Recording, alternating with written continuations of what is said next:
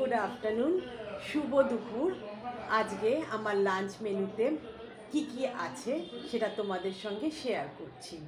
আছে সাদা ভাত, আছে একটা বেগুন ভাজা, ডিম সেদ্ধ কেন বুঝতে পারছো, ওই কাতলা রুইয়ের গল্প।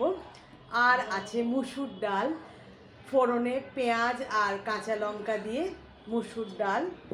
আছে একটা পেঁয়াজি, আর আছে লঙ্কার মানে বেসন দিয়ে ভাজা, বেসন একটু বেশি ছিল তাই কতগুলো লঙ্কা আমি ভেজে নিয়েছি। আর আছে শীতকালের একটা প্রধান খাবার, বেগুন আর আলু দিয়ে মাছের তেলের চচ্চড়ি, যেটা বাঙালির ঘরে ঘরে শীতকালটায় হয়। তো এই ছিল আজকে আমার দুপুরের খাওয়া দাওয়া। তোমাদের কেমন লাগলো প্লিজ কমেন্টের সাহায্যে জানিও এবং চ্যানেলটিকে সাবস্ক্রাইব করো।